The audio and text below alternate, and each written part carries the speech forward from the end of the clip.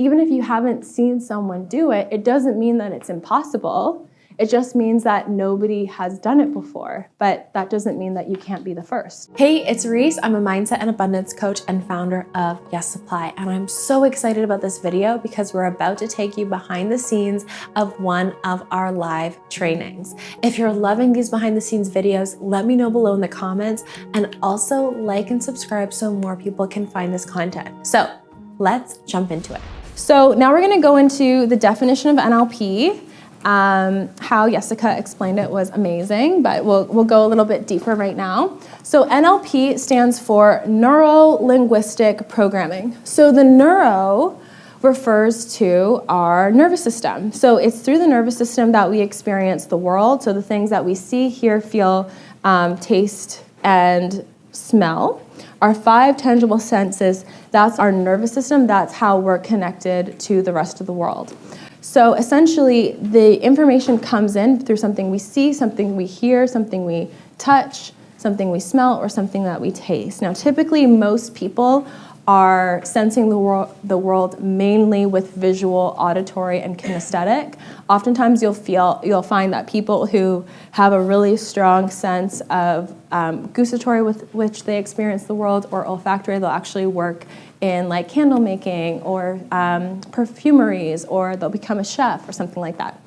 Okay? So the neuro stands for our nervous system, and that's how we experience the outside world. The linguistic component of it is the language and other communication we use to store experience and give it meaning, including the following things we experience inside our mind.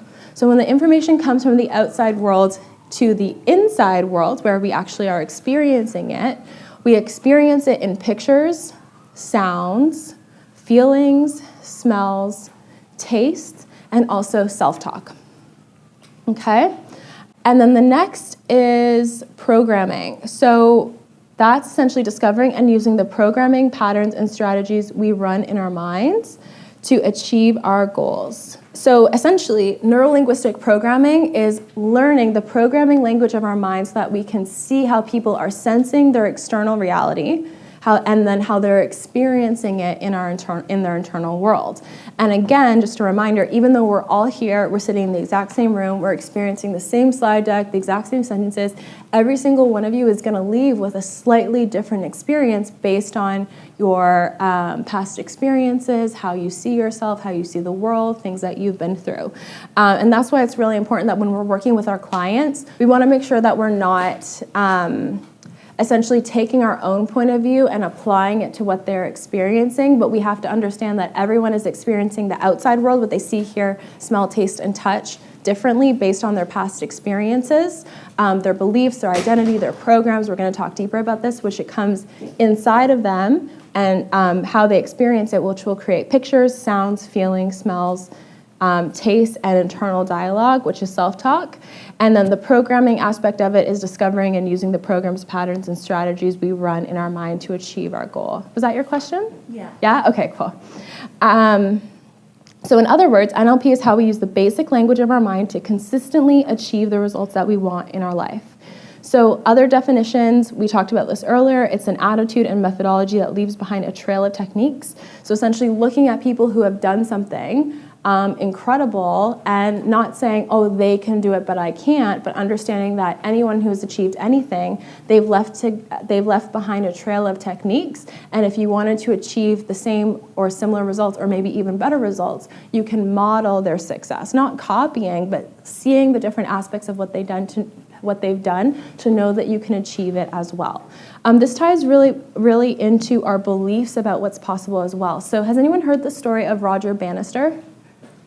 No? Okay, so Roger Bannister was a relay race runner, and at the time, nobody had ever run the 4-minute mile.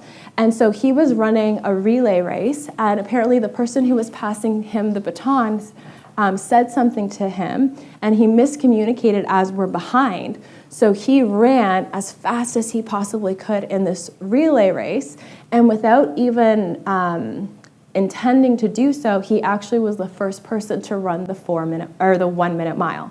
Wait, what did I say? 4-minute mile? Thank you. 4-minute mile, not 1 minute mile. I don't think that's been done yet. The 4-minute mile. So before that, people didn't think that you could run that fast. They said our bodies aren't aerodynamic enough. If you run that fast, your heart will explode. People didn't believe that you could do it. But after he ran the 4-minute mile, within a couple of months, a lot of other runners were running a 4-minute mile, and now we have people in high school who are running a 4-minute mile. So often, just by seeing somebody else doing it and maybe taking note of how they're doing it, we can go from seeing that things aren't exactly impossible. They are possible. We just need to know the right techniques to do it. Another great example of that too is the Wright brothers. So the Wright brothers were bicycle mechanics. And when they started playing with flight, everyone said that they were crazy, that they were doing the devil's work, that it was impossible to fly, and they just thought they had completely lost their minds. But if it wasn't for them, then so many of you guys wouldn't be able to be here right now. We wouldn't have the advanced technology that we have right now, and so because they were able to do the impossible or willing to do the impossible and see what was possible, other people have been able to model what worked and then build upon that to make even better technology. So the Wright brothers didn't create the Boeing 737, but if it wasn't for the Wright brothers, we wouldn't have that now. And that's something really important to think about because the ability to fly was always there. It was just that nobody had ever tried it before.